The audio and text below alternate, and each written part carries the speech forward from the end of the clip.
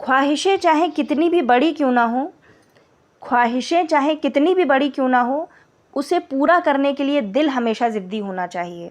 नमस्कार मेरे प्यारे साथियों, स्वागत है एक बार फिर से आपके अपने चैनल हिंदी ओशन में। जैसा कि आपको ज्ञात है, इस चैनल के माध्यम से हम एनटीए, यूजीसी नेट, जेआरएफ की तैयारी कर रहे हैं हिंदी साहित्य से। यदि आप इस चैनल पर नए आए हैं तो इस चैनल को सब्सक्राइब करें और वीडियो अच्छा लगे तो लाइक एंड शेयर जरूर कीजिए। जैसा कि आपने थंबनेल में देखा, आज हम काव्य लक्षण के बारे में पढ़ने वाले हैं, जो कि आपके एग्जाम पॉइंट ऑफ व्यू से बहुत इंपॉर्टेंट है। क्यों इंपॉर्टेंट है? क्योंकि आपके जो काव्य लक्षण के जो सूत्र हैं, जो पंक्तियां हैं जिस आचार्यों ने कही हैं, वो पंक्तियां आपसे डायरेक्ट प्रश्न के रूप में आपके सामने आती हैं। जैसे कि आपका देखिए लिखा ही हुआ है, शब्दार्थो सहितो काव्यम ननु शब्दार्थो काव्यम। तो ये सारी जितने भी आपके महत्वपूर्ण पंक्तियां हैं वो आपको याद करनी है कि ये किसने लिखी हैं। और कभी कभी मैच द फॉलोइंग में भी आपसे ये प्रश्न पूछे जाते हैं। तो चलिए बिना वक्त का ज़ाया किए शुरू करते हैं। लिखा है, संस्कृत में काव्य लक्षण आचार्यों ने मुख्यतः 3 आधारों पर किया है। जो काव्य लक्षण का विभेदन है वो 3 आधारों पर किया है।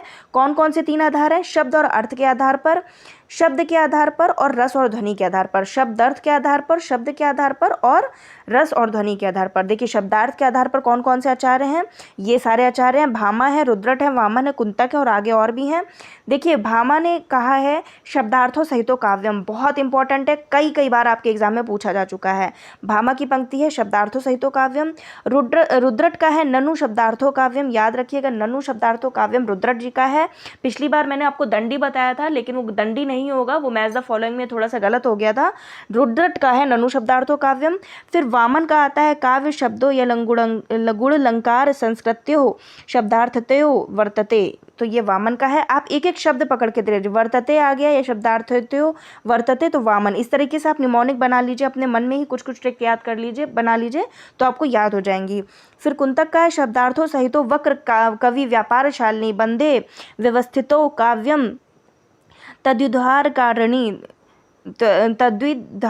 कारणी, ये आपका कुंतक जी का है। फिर थोड़े से संस्कृत के टफ वर्ड होंगे, क्योंकि हम लोग हिंदी के छात्र हैं और संस्कृत आपको क्योंकि पढ़नी पड़ेगी, क्योंकि इसमें जो आपके काव्य लक्षण हैं तो उसकी शुरुआत तो हिंदी आचार्यों ने तो बाद में की थी। सबसे पहले आचार्य जो संस्कृत आचार्य थे उन्होंने ही अपने काव्य लक्षण बताए, काव्य हेतु बताए, काव्य प्रयोजन। तो ये सारे ही आपको जितने भी आपके काव्य से रिलेटेड हैं टर्म्स हैं वो सारे आपको संस्कृत आचार्यों की याद करनी पड़ेगी और एग्जाम में भी पूछा जाता है। आगे बढ़ते हैं। फिर देखिए आपका आता है मम्मट जी का। मम्मट का है तद्दोषो शब्दार्थो सगुणावलंकृति पुनः कॉपी, वेरी इंपॉर्टेंट, ये भी आपका आ चुका है कई बार एग्जाम में। वाघ भट्ट ने कहा है साधु शब्दार्थ संदर्भ गुणालंकार भूषितम स्फुट रीति रसोपेतम काव्यम कुर्वीत कीर्तये।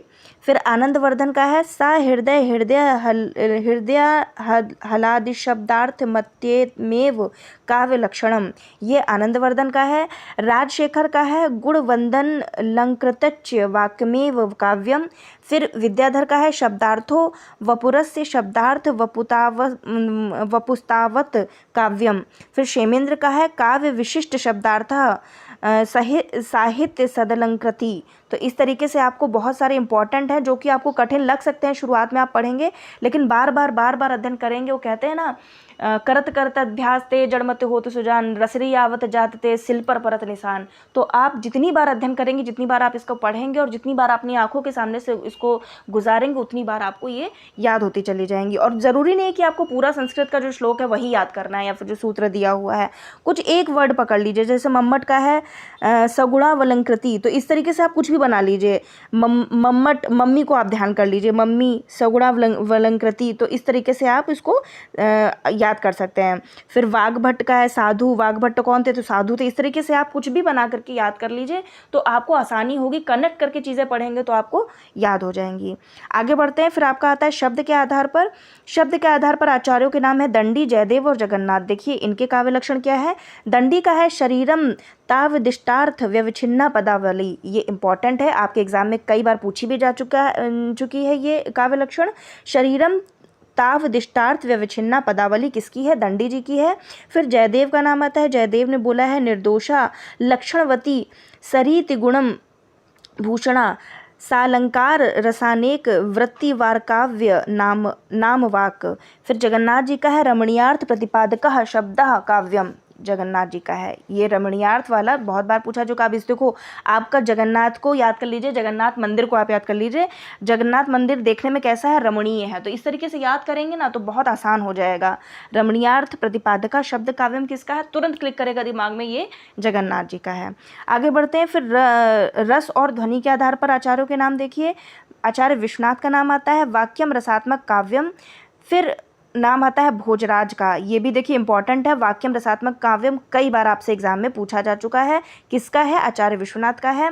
फिर भोजराज का है निर्दोषम गुणवत काव्यम लंकार रैरलंकृतम। फिर रसान्वितम कवि कुर्वेन कीर्ति प्रदीच विदंती। फिर ये सारे भोजराज के हैं। फिर उसके बाद में मध्यकालीन हिंदी कवियों के निम्नलिखित काव्य लक्षण है। अब आते हैं आपके हिंदी कवियों के। हिंदी कवि आचार्य हैं आपके केशवदास। काव्य लक्षण इन्होंने बताया है, यद्यपि सुजाति सुलक्षणी सुबरन सरस सुव्रत भूषण बिनु न बिरजाई कविता बनिता मित। बहुत इंपॉर्टेंट है, कई बार आपके एग्जाम में पूछी जा चुकी केशवदास की। अब देखिए भूषण नाम आ गया तो ऐसा नहीं, आपके ऑप्शन में भी भूषण नाम दे देंगे, लेकिन आपको भूषण में टिक नहीं करना है। पढ़ेंगे उतनी बार आपको याद होगा। केशवदास, यद्यपि सुजाति सुलक्षणी सुबरन सरस सुव्रत भूषण बिनु न बिरजाई कविता बनिता मित। फिर श्रीपति जी की है, यद्यपि दोष बिनु गुण सहित अलंकार सो लीन कविता बनिता छवि नहीं रस बिन तदपि प्रवीण। चिंतामणि की है, सगुन अलंकारन सहित दोष रहित जो होई शब्द अर्थ वारो कवित विबुध कहत सब कोई। तो ये चिंतामणि जी की है। कुलपति मिश्र की है, दोष रहित अरुगुण सहित कछुक अल्प अलंकार शब्द अर्थ सो कवित है ताको करो विचार। ये कुलपति मिश्र जी की है। फिर सुरति मिश्र की आती है, वर्णन मनोरंजन जहाँ रीति अलौकिक होई निपुण कर्म कवि जो जू तिहि काव्य कहत सब कोई। ये सारे किसके हैं? ये आपके हिंदी आचार्य हैं, केशवदास, श्रीपति, चिंतामणि, कुलपति मिश्र और सुरति मिश्र। जितने भी आपके काव्य लक्षण दिए गए हैं ये बहुत इंपॉर्टेंट है और इसको बिल्कुल मतलब ये समझ लीजिए, जैसे ये केशवदास का यद्यपि सुजाति सुलक्षणी, तो ये वाला तो आप याद कर लीजिए। और भी जैसे आपका चिंतामणि का भी आपका इंपॉर्टेंट है, श्रीपति जी का, लेकिन सबसे ज़्यादा अगर इंपॉर्टेंट कहा जाएगा ये वाला कहा जाएगा क्योंकि इसमें आपका एग्जाम में पूछा जा चुका है केशवदास की पंक्ति। आगे बढ़ते हैं। फिर आपका आता है सोमनाथ का नाम। सोमनाथ का है, सगुन पदार्थ दोष बिनु पिंगल मत अविरुद्ध भूषण जुत कवि कर्म जो सो कविता कही शुद्ध। ये सोमनाथ का है। फिर भिखारी दास का नाम आता है, रस कविता को अंग भूषण है भूषण सकल गुण स्वरूप और रंग द्वशन करे करूपता। तो देखिए आपका भूषण दो बार नाम आ गया है, लेकिन भूषण जो कवि हैं उनका मत लगा दीजिएगा टिक, ये भिखारी दास का है। करूपता इस तरीके से, भिखारी कुरूप थे भिखारी, तो इस तरीके से याद कर लेंगे। क्योंकि देखिए हम लोगों का मन आसान ढूंढता है, हम लोग को संस्कृत के वैसे भी देखेंगे अरे टफ है इसको कौन पढ़ के जाएगा, लेकिन नहीं, जो प्रश्न लोग छोड़ के जाएंगे आपको वही प्रश्न अटेम्प्ट करके आना है, तभी आप 6% पे आ पाएंगे, तभी आप JRF होल्डर कहला पाएंगे। क्योंकि नेट क्वालिफाई करना तो तब भी आसान है, लेकिन JRF में अगर आपको आना हो, आपको अपना नाम देखना है, तो आपको जो लोग नॉर्मली छोड़ देते हैं, जैसे आपका साहित्य शास्त्र है वो ज़्यादातर लोगों को नहीं अच्छी यूनिट लगती है, ज़्यादातर लोग उपन्यास नाटक कहानी ये सब पढ़ के जाते हैं, लेकिन क्वेश्चन जो आपको आता हुआ है तो वो भी गलत होगा, लेकिन जो आपको नहीं आता है उसको तो आपको बिल्कुल समझ लीजिए, जो नहीं आता है उसके लिए तो आपको तैयारी करके ही जानी है। आगे बढ़ते हैं। फिर आपका देखिए लिखा है, आधुनिक युग के हिंदी आचार्य व कवियों ने निम्नलिखित काव्य लक्षण लिखे हैं। अंतःकरण की वृत्तियों के चित्र का नाम कविता है, ये महावीर प्रसाद द्विवेदी का कहना है। फिर जिस प्रकार आत्मा की मुक्तावस्था, वेरी इंपॉर्टेंट। देखिए जैसे ही आपने पढ़ा, कभी कभी तो कुछ चीज़ें इतनी रट जाती हैं कि आपको वो तुरंत याद आ जाते हैं, जैसे कि रामचंद्र शुक्ल, जैसे ही मैंने इतना पढ़ा मुझे याद आ गया कि ये तो रामचंद्र शुक्ल की है। जिस प्रकार आत्मा की मुक्तावस्था ज्ञान दशा कहलाती है, उसी प्रकार हृदय की यह मुक्तावस्था रस दशा कहलाती है। हृदय की मुक्ति की साधना के लिए मनुष्य की वाणी जो शब्द विधान करती आई है उसे कविता कहते हैं। इस साधना को हम भाव योग कहते हैं और कर्म योग और ज्ञान योग के समकक्ष मानते हैं, ये रामचंद्र शुक्ल का कहना है। फिर लिखा है, कविता ही मनुष्य के हृदय को स्वार्थ संबंधों के संकुचित मंडल से ऊपर उठाकर लोक सामान्य भाव भूमि पर ले जाती है। ये भी बहुत इंपॉर्टेंट है, रामचंद्र शुक्ल का ही कथन है। जहाँ जगत की नाना गतियों के मार्मिक स्वरूप का साक्षात्कार और शुद्ध अनुभूतियों का संचार होता है। फिर चौथे नंबर पे आते हैं, काव्य तो प्रकृत मानव अनुभूतियों का नैसर्गिक कल्पना के सहारे ऐसा सौंदर्यमय चित्रण है जो मनुष्य मात्र में स्वभावतः अनुरूप भावोच्छ्वास और सौंदर्य संवेदन उत्पन्न करता है। इसी सौंदर्य संवेदन को भारतीय पारिभाषिक शब्दावली में रस कहते हैं। ये किसका कथन है? ये आपके नंद दुलारे वाजपेयी का है। फिर आगे बढ़ते हैं, लिखा है, काव्य आत्मा की संकल्पनात्मक अनुभूति है जिसका संबंध विश्लेषण, विकल्प या विज्ञान से नहीं है। वह एक श्रेयमयी प्रेय रचनात्मक ज्ञानधारा है। आत्मा की मनन शक्ति की वह असाधारण अवस्था जो श्रेय सत्य को उसके मूल चारुत्व में सहसा ग्रहण कर लेती है, काव्य में संकल्पनात्मक अनुभूति कही जाती है। ये आपके जयशंकर प्रसाद का है। फिर लिखा है, कविता कवि विशेष की भावनाओं का चित्रण है और वह चित्रण इतना ठीक है कि उससे वैसी ही भावनाएं किसी दूसरे के हृदय में आविर्भूत होती हैं। महादेवी वर्मा का कथन है।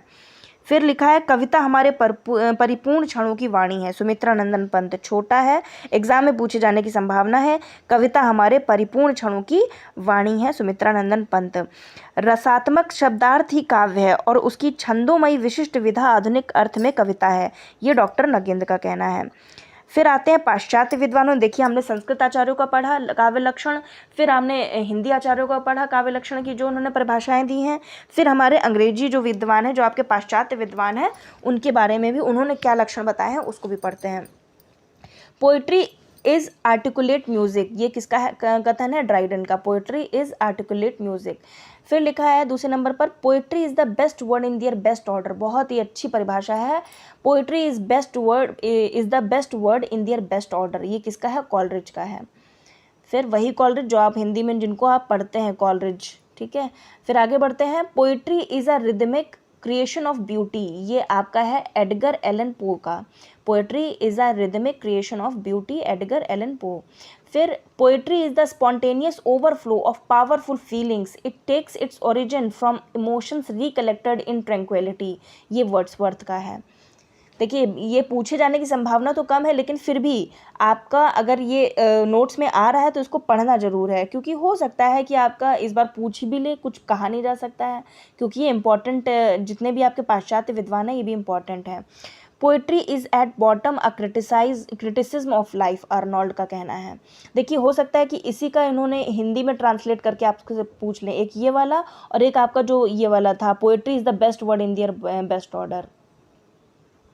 जो कविता है वो बहुत ही बेस्ट वर्ड्स, बहुत ही अच्छे शब्दों का एक अच्छा अनुक्रम है, तो इसको और शुद्ध तरीके से हिंदी में परिमार्जित करके पूछा जा सकता है। तो ये किसका कथन है, तो आपसे पूछ लिया जाएगा, 4 ऑप्शन दे दिए जाएंगे, आपको बताना होगा। तो ये कॉलरिज का है। फिर देखिए, आपका लिखा है 5वें नंबर पर, poetry is at bottom a criticism of life, Arnold का कहना है। Poetry is the record of best and happiest moments of the happiest and best mind, ये पीबी शैली का है। फिर our sweetest song are those that tell of saddest thought, Shelley का है, ये भी पीबी शैली इनका पूरा नाम है। Our sweetest song are those that tell of saddest thought. फिर लिखा है फिर आपका 8 नंबर पे है, poetry is the utterance of a passion for truth, beauty and power, embodying and illustrating its conception by imagination and fancy, modulating its language on the principle of variety in unity. ये आपका लेई Hunt का है। तो ये था आज का हमारा वीडियो आपका। आई होप आपको ये वीडियो अच्छा लगा होगा, काव्य लक्षण से रिलेटेड। ऐसे ही बहुत सारे वीडियोस आपके प्लेलिस्ट में हैं, आप उनको जाकर देखिए और अपनी तैयारी को एक नई दिशा की ओर अग्रसित कीजिए। वीडियो अच्छा लगा हो तो लाइक कीजिए, कमेंट कीजिए एंड शेयर कीजिए। आप सभी का वीडियो देखने के लिए प्रेमपूर्वक धन्यवाद।